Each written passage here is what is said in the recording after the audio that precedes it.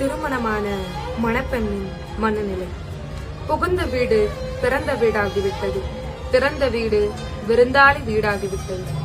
இனி இது நம்ம வீடு அல்ல, அம்மா வீடு என்றாகிவிட்டது.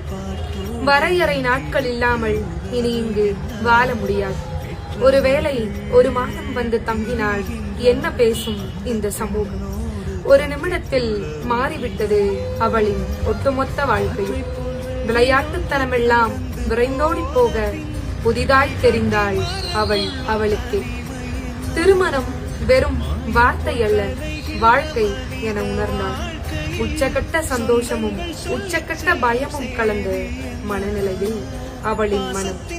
விடிந்து கண் விழித்ததும் கையில் காப்பி கொடுத்து எழுப்பும் தன் தாயை தேடியது அவளது கண்கள். பிறந்த ஊரின் காற்றின் வாசத்தை தேடி அலைந்தது